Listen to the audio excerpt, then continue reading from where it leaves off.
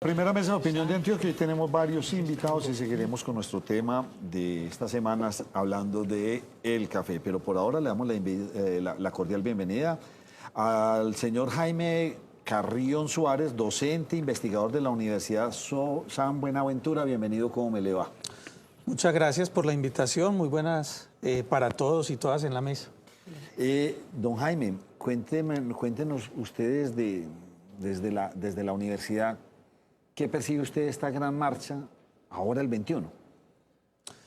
Bueno, yo encuentro que hay un ejercicio de derechos.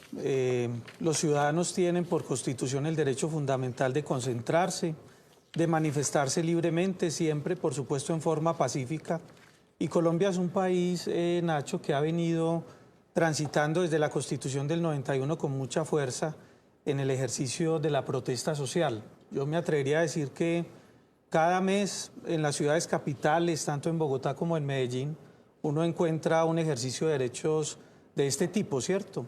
Solo que de pronto el 21 de noviembre hay mayor expectativa por lo que ha venido sucediendo en el país, una crisis institucional muy fuerte y un presidente, un gobierno, mejor un gobierno, digámoslo así, con una alta desfavorabilidad. Entonces eso por supuesto alimenta una expectativa sobre el 21 de noviembre. Y si a eso sumamos el escenario internacional que en América Latina ha venido teniendo también un protagonismo en este tipo de ejercicios, pues el llamado de atención es más fuerte para todos los actores.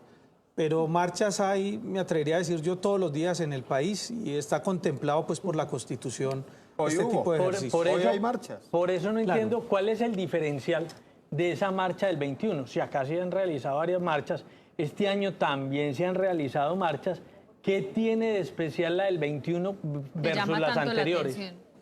Precisamente lo que les decía, hay un contexto. O sea, el contexto internacional, pero también existía en las otras. Y hay un contexto interno. O sea, la debilidad institucional, también antes en la debilidad las institucional que hoy tiene el gobierno de Iván Duque es evidente, ¿cierto? Es un ministro que acaba de caerse, que tiene que pedir la renuncia en unos hechos escandalosos. El abuso de la fuerza por parte del Ejército Nacional puesto en evidencia en un debate de moción de censura y un caso en el que todos los días nos entregan más información que es lamentable. Hoy veía por los medios de comunicación que parece ser que hay un número de niños, niñas y adolescentes mayor que todavía no conocemos con claridad siquiera cuál es la suerte de esos niños, si se encuentran desaparecidos o también fueron ejecutados o qué situación es la que ellos tienen, pues es un hecho muy diciente. Si a eso sumamos el tema de los defensores de derechos humanos, los líderes sociales que siguen cayendo en el país, la reforma laboral, la reforma pensional, si a eso sumamos la desfavorabilidad del presidente, el juicio del presidente Álvaro Uribe, pues llegamos a una serie de factores que hacen que esta coyuntura, cualquier ejercicio de movilización ciudadana que pretenda una protesta nacional, porque eso es lo característico del 21 de noviembre, es que se trata de una protesta nacional, ¿cierto? Un paro nacional donde participan no solo los trabajadores, sino organizaciones sociales, los estudiantes, seguramente los indígenas, los partidos políticos, una pluralidad de actores, pues hace que sea una coyuntura de especial relevancia. Jaime, yo me quiero detener un poquito en uno de los puntos, porque lo del Cauca, pues eso no tiene ninguna discusión. Lo de los líderes sociales, pues todos los días matan uno. Y todo lo que usted nos mencionaba, pero usted mencionó dos temas, que son reforma laboral y pensional, y uno ve en redes sociales y en toda parte el presidente salió a decir, ¿por qué van a protestar por reforma laboral y pensional? Que eso no es verdad, que no hay tal reforma laboral y pensional, que eso es mentira. ¿Eso es mentira? Bueno, el gobierno tiene unos proyectos que ha presentado ante el Congreso de la República en su ejercicio de iniciativa legislativa y esos proyectos radican en la Secretaría del Congreso, ¿cierto? En la Secretaría del Senado de la Cámara. Y es desde allí desde donde distintos sectores, entiendo yo, pues las centrales de trabajadores, los sindicatos en general, han venido afirmando que hay unas intencionalidades del gobierno actual en términos de salario, en términos de horas laborales, ¿cierto? En términos de jornadas. Y eso, digamos, es desde donde hay pues como asidero pues en los argumentos. Yo me atrevería a decir que hoy estamos, Germán, en un escenario muy confuso porque tenemos mucha información que es falsa y mucha información también que es verdadera, pero no logramos todavía crear claridad sobre la teoría que nos explique la realidad. Pero mire, hay una cosa aquí que de pronto hace una salvedad. La única que se ha hecho es la reforma tributaria, el resto no se ha presentado nada, una información que se filtró. No. Y lo otro, sí. No, pero Nacho, No, perdóneme, el cambio del horario laboral y todo eso... Es un proyecto radicado. No, está radicado. No está radicado. Pero no por el gobierno. Pues la ponencia No que por está el gobierno, No, Nacho, por Álvaro pero Uribe. para el partido de gobierno. No, Hombre, por el eso, pero hay director que del hacer las partido de cosas, hay gobierno. que diferenciarlas, Sí, porque entonces señor. ahí estamos también diciendo mucha mentira. Entonces, o sea, ¿fue el presidente Iván Duque el que lo presentó? No fue el presidente Iván Duque ni su ministro Carrasquilla el que presentó esa reforma. Sale de congresistas. Lo mismo, pero Nacho, se está hablando de una reforma a las pensiones, se está especulando con eso. Una con que algo se presentó y se retiró que por se el frustró, punto de pero- la de Colpensiones que la iban a eliminar. Pero hay en el mucha 2030. especulación ahí, o sea, lo que usted dice, hay mucha mentira, y entonces ya lo están dando de hecho y eso es lo que está haciendo. Pero hoy el escenario del Congreso de la República funciona distinto, porque en el escenario del Congreso hay partidos de gobierno, partidos independientes y partidos de oposición. Se entiende que la iniciativa legislativa que ejerce un partido de gobierno es porque va en procura de fortalecer la política del gobierno. Y tiene el ¿cierto? apoyo Por del eso gobierno. es un partido de gobierno, por eso se ha declarado de esa manera. Digamos que hoy las bancadas no están en libertad en el Congreso de la República para actuar en oposición o de otra manera porque ya han determinado unos roles que para cambiarlos pues tendrían que pronunciarse públicamente sobre ese cambio, ¿no? Entonces se entiende que es una iniciativa que nace, por supuesto, en la iniciativa seguramente legislativa que le asiste a un congresista y a una bancada, pero es de parte de un partido de gobierno, ¿no? ¿Quién gana de todo este río revuelto y de generar estas crisis en América Latina? Alguien tiene que estar ganando, la izquierda, el foro de Sao Paulo, ¿de dónde? ¿Quién está ganando, generando estos caos en América Latina? Yo siento que en América Latina aprendimos a hacer la actividad política con el miedo. Tenemos que crear un enemigo, un contrario en la opinión pública al que podamos atacar y de esa manera crecemos nuestros proyectos electorales, de esa manera logramos aglutinar ciudadanos independientes a los proyectos políticos y crear ese miedo, crear ese demonio es necesario. Y hemos creado pues, muchos demonios y hoy tenemos unos demonios creados por la izquierda en América Latina y unos demonios creados por la derecha. Sí. Y en lo que estamos, Nacho, creo yo, es en un vaivén. Entonces, en algún momento, el demonio creado por la derecha triunfa y logra sacar del ejercicio del poder político a la izquierda. Y en otro momento es el demonio creado por la izquierda el que triunfa y logra sacar del ejercicio del poder político a la derecha. Jaime, lo que está... Pero seguimos enfrentados entre una discusión que es antigua, ¿cierto? Es una discusión del mundo, pues, bipolar, que a pesar de que ahora celebramos los 30 años de la caída del muro de Berlín, parecen ser discursos e ideologías que no nos han abandonado. Pero esa marcha del 21 es casualidad con lo que está sucediendo en el resto de América Latina o es planeado a propósito. Yo creo que en la marcha del 21 hay muchos elementos que tienen que ver con el contexto internacional, ¿cierto? Lo que sucede en Chile, lo que ha sucedido en Argentina, ¿cierto? En otros lugares, llena de emoción seguramente a una izquierda romántica que hay en Colombia y que cree que todavía es posible salir a las calles, protestar por las reformas sociales y conseguir cambios, ¿cierto? Conseguir cambios con esa acción política. Entonces, claro, un ejercicio exitoso de la acción política en el sur del continente tiene, por supuesto, aquí digamos, unos impactos, ¿cierto? Mire, ahorita de pronto ustedes mencionaban el concepto de revolución. La revolución en América Latina funcionó con un efecto dominó. Entonces, cuando en los años 50 la revolución cubana triunfó, otros lugares de América Latina creyeron que era posible una revolución armada y una destitución del ejercicio del poder político por esa vía, ¿cierto? Una lucha armada para cambiar las condiciones políticas. Y aparecen las Y en los guerrillas. años 80 ocurrió exactamente lo mismo con la revolución nicaragüense, ¿cierto? Y otras experiencias. Y hoy es lo mismo, ¿cierto? Siempre que hay éxito en algún lugar, pues entonces otros ciudadanos indignados también seguramente con un peso de la realidad social oprimiéndolos están decididos a encauzar acciones. De hecho, hoy hemos llamado a este fenómeno, algunos analistas lo llaman la primavera árabe, ¿cierto?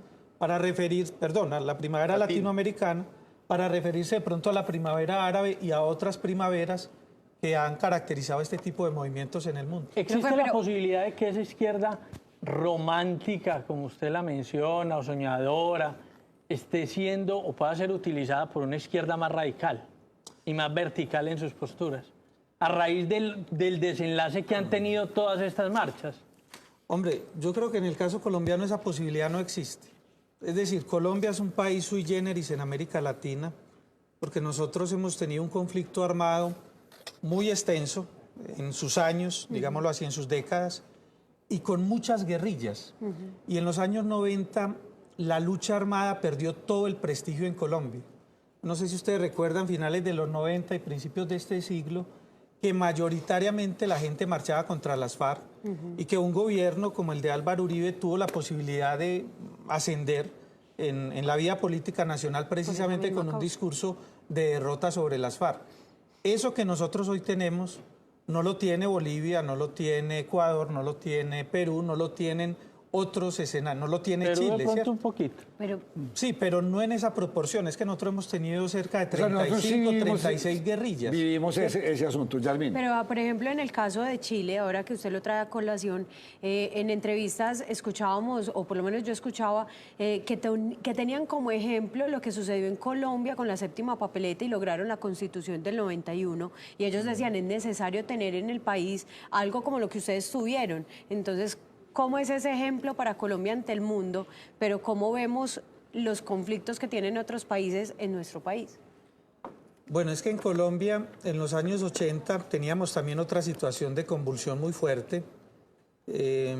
La constituyente de los 90 es precisamente el resultado de una iniciativa que nace en una de las guerrillas, ¿cierto? Es el EPL quien primero propone una constitución y luego la ciudadanía recoge ese proyecto de constitución muy al final, cuando ya incluso en el Congreso de la República, en un proceso de paz entre el Gobierno Nacional y el M-19, se había caído una propuesta de nueva constitución, ¿cierto? Entonces, digamos que la constitución nace como una solución para el conflicto armado. En Chile lo que existe es que en la transición de la dictadura a la democracia hay una equivocación, digamos, del pueblo chileno y seguro de la clase política, que es no transformar la Constitución, dejar una Constitución anterior con unos cánones de los años 70, de 60, Pinochet, sí. la Constitución de Pinochet, de unos militares que violentaron los derechos humanos de las personas, que inclusive tenían un confesionalismo muy fuerte, ¿cierto?, hasta el punto de relativizar los derechos humanos, decir que el derecho a la vida era relativo, que no podía ser un derecho absoluto, ¿cierto? Dejar esa Constitución, pues es una deuda pendiente que hoy tiene Chile y que desafortunadamente hoy le está cobrando, digamos, el pueblo chileno al gobierno actual la necesidad de un cambio radical de esa Constitución, ¿cierto? Las experiencias son similares en tanto la ciudadanía se empodera, pero Chile no está transitando hacia la paz. Nosotros con la Constitución del 91 tuvimos un ejercicio de tránsito hacia la paz de tal vez 8 grupos guerrilleros que hicieron la paz en ese momento, ¿cierto? Chile está transitando hacia la guerra. Liliana. Jaime, yo quisiera hacerle una pregunta y es de pronto, y no sé si usted alcanzó a ver cuando se estaba mostrando y lo mencionamos acá, el tema de los videos, de los encapuchados y demás, que sin duda pues muchos dicen es un montaje y seguramente sí lo es, pero ¿cuál va a ser la diferencia de pronto de un país como Colombia a los demás países donde se han presentado estas marchas que se han vuelto cada vez que son más fuertes, que se acaba con el patrimonio público? ¿Cuál puede ser la diferencia entre esos países y Colombia, teniendo en cuenta que prácticamente se va a salir a marchar por condiciones similares a los otros países? Es decir, porque no están a gusto con el gobierno de turno, por el tema de recursos para educación y toda la cantidad de cosas que está pasando. Yo creo que en Colombia hay muchas diferencias. Por ejemplo, la izquierda colombiana es una izquierda fragmentada. Una izquierda partida, ¿cierto? Si ustedes ven, solo en el sistema político y sobre todo en el sistema de partidos, lo que nosotros encontramos son 5 o 6 partidos de izquierda diferentes que tienen muchas dificultades de crear condiciones de unidad, incluso para enfrentar una arena electoral, ¿cierto? En esos otros países de pronto el fraccionamiento de la izquierda no es tan marcado. Lo que les decía, en Colombia la lucha armada está completamente desprestigiada y por el contrario, lo que es favorito hoy en Colombia es precisamente alejarse de la lucha armada. Es decir, la izquierda democrática ha tenido que hacer un esfuerzo superior para demostrarle a los colombianos que ya no convive con la lucha armada, ¿cierto? Y de pronto en esos otros países donde el conflicto armado no ha sido tan prominente, pues todavía exista cierta idea en la gente de que es posible emprender una guerra popular contra el Estado, ¿cierto? Me parece que Colombia es un país de regiones, eso hace muy difícil crear condiciones de unidad en los movimientos. De hecho, ustedes, si analizan bien nuestros partidos políticos, todos funcionan con fortalezas regionales, ¿cierto? Las casas, y cuando esas casas fracasan, se pueden llevar toda la suerte de un partido, ¿cierto? Por eso de pronto en la coyuntura el fracaso del Centro Democrático en Antioquia puede ser tan relevante en lo nacional, ¿cierto? Porque en lo regional digamos una fractura pues afecta todo el conjunto nacional. Nosotros tenemos unas situaciones diferentes, ¿cierto? El hecho de que seamos un país de regiones nos imprime diferencias muy grandes frente a esos otros estados. Voy a colocar este ejemplo.